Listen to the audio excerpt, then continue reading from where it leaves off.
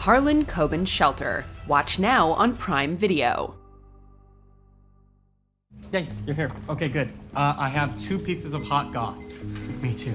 Welcome to WatchMojo, and today we're counting down our picks for the top 10 things you missed before the Shelter finale. You're not yet ready for those answers. What does that even mean? For this list, we're looking at small details and callbacks from the first 7 episodes of this riveting Prime Video series. If you're not caught up heading into the finale, go and binge the rest because we will be touching upon some spoilers.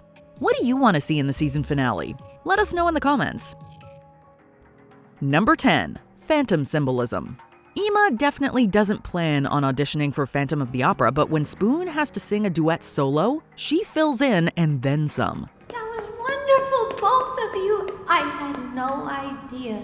You are such a songbird, Miss Winslow. In a brilliant bit of casting, Emma is surprisingly given the lead role of the Phantom. Oh, your talent, it transcends all traditional gender roles. It's incredible. We've yet to see the musical in action, but we think the casting works incredibly well considering her own character. In a way, Emma has heretofore been something of a phantom at school, using metaphorical masks to hide half her identity as the daughter of a celebrity. What about your mom?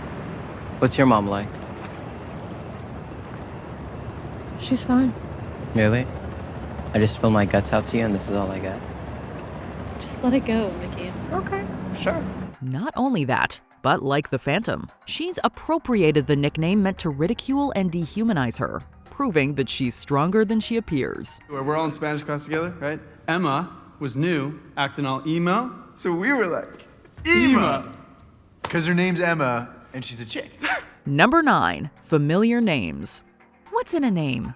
Considering this show, a lot probably. And then other times, it's just a fun little mention. So, you're new here? Yeah. I'm Ashley. Nice to meet you. I'm Mickey. In episode 2, Rachel finds Ashley's locker at the train station. Rachel goes through a slew of Ashley's fake IDs and passports, all with different identities, such as Jessica Brown and Morgan Smith. That doesn't belong to you. Earlier in the episode, Shira looks through her Castleton High School yearbook upon reuniting with Hannah. On the same page that shows a young Shira and Hannah winning the Best Friends Award, we also see the names Jessica Brown and Morgan Smith. Hannah Smith, best friends. That's rich. So are Ashley's aliases specifically named after the class of '97, or is this just a fun production joke? Number 8. Medical logo. In the very first episode, we watch in horror as the Bolitar family vehicle is sideswiped and Mickey's dad is killed. The logo on the responding ambulance and the uniform of the paramedic, however, is not the star of life normally represented, which Mickey realizes in episode 4. The logo. On the ambulance, it was different. This one is a variation of the rod of Asclepius. Rather than the snake climbing up the staff, it instead climbs up and drops into a chalice. While the symbolism behind the serpent has been chalked up to multiple things, one of the interpretations is that of rebirth, of shedding one's skin and becoming something else. Given the themes of the show regarding new identities and lives, we can't help but make that connection. Miss Emma, Mr. Spindel. How do you know our names? Oh, okay, just more spooky bat lady shit, right. Newsflash, honey. My name's Spoon, and her name's Emma. I know all about changing names. Number 7. Spoon's Acronym Game. The way Spoon plays with language is downright brilliant, though it should at least be said for the people around him that his chosen acronyms are a little suspect. Angelica White's my favorite actor ever, bar none. I mean, she has an EGOT, she has an Emmy, she has a Grammy, she has an Oscar. I really don't care, Spoon. Shortly after geeking out about the upcoming school musical, not to mention fawning over larger-than-life celebrity Angelica Wyatt, Spoon reveals the existence of his MILF Club, which stands for Musicals I Love Foundation. Who's in this MILF club? Well, there's me. Just show him the thing, Spoon. That's not the only acronym he can turn into a double entendre, though. One of the first things we learn about Spoon is his access to various locations through his custodian father. It turns out he swaps keys with other kids in the so-called janitorial offspring network. Don't ask me to elaborate any further, okay? What happens in the John stays in the John. Spoon. Emma, you need to stop asking questions, or the guilt will have me hanged. Never change, Spoon. Never change. Number 6. The Two Brads.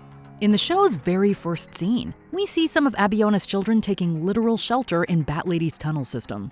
We hear Bat Lady call out to a teenaged Brad, before the scene match cuts to an adult Brad in the present day. Brad?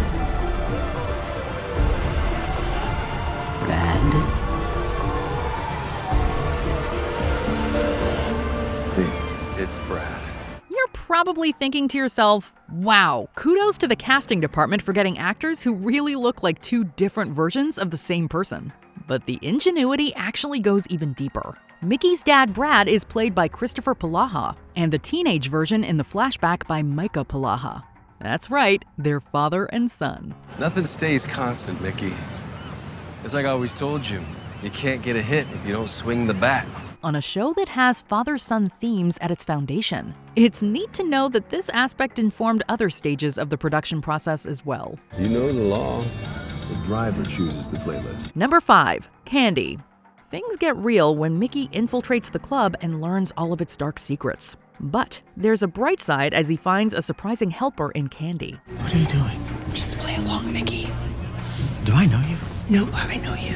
We're not too surprised to learn that isn't her real name. But of all the names she could have chosen, that one does fit the setting. I don't mind I picked it. It's the one thing I gotta say in here. From the first time Mickey and Rachel stake out the club, we see that the club's logo is a neon candy wrapper. Considering the dark and disturbing nature of the club, the reappearance of the candy motif makes us shiver. But we suppose it only accentuates the organization's shadowy dealings. Hell. This place is hell. Number 4. Didi Khan's Previous Role. Shelter has some serious acting cred all around. One of its veterans comes in the form of Didi Khan as the delightful Mrs. Friedman. Our beloved drama instructor, Mr. V, he was called away on a family emergency, and we wish him well. While Mrs. Friedman takes charge of the school play, she's only doing so due to the resignation of the drama teacher, Mr. Vollmer, though she knows better. Is this where you buried him? Mrs. Friedman pokes around in his office to figure out what happened to him, and there we see posters for past productions, one of which is for Grease. Despite Khan's long career, she's perhaps best known for playing Frenchie in that musical's most famous movie adaptation back in 1978. Sure, there are other posters for plenty of other musicals, but we have a feeling they couldn't help but put this one right next to Mrs. Friedman. Is that true? No, I mean, I think I just read that somewhere, so it's probably a rumor. So Arthur? Is there something you're not telling me? Number 3. License Plate. Our celebrity sponsor needs no introduction, kids. May I present to you the one and only Angelica Wyatt. Castleton High School is thrown for quite a loop when Angelica is revealed to be helping with the musical. While we don't learn a lot about her fictional filmography, we do get a couple of mentions about a dolphin movie called Flipping for Love. Have you ever seen Flipping for Love? I wish for a dolphin 12 Hanukkahs in a row. That's 96 nights of wishing. It's clearly one of Spoon's favorite movies, not to mention that of Buddy, the creepy guy at the club. Loved her in that dolphin movie. Putting aside how much we wish Flipping for Love were real, you might not have connected the dots earlier in the episode when we see the gang use Angelica's car en route to a rescue mission. And let's just say the license plate on the Lamborghini is ultra appropriate considering her work. Number 2, Dr. Kent. Hot? What is all of this? Dylan Shakes. The little boy that they're holding the memorial for. Yeah, okay. So ever since we talked about him a few days ago, my brain just developed this deep, itch. The clue board in the boiler room is a must-have for any mystery-solving teens. But one of our favorite notes we spotted involves the mysterious Dr. Kent. Dr. Kent! Dr. Kent! Dr. Kent! Wait! I'm sorry, I can't stay. At some point after Spoon reveals the board, a sticky note appears next to Dr. Kent's picture that says, hot? Even though this isn't the actual mystery they're trying to solve, we love this hilarious little detail. So much so that we're happy to see it in later episodes as well.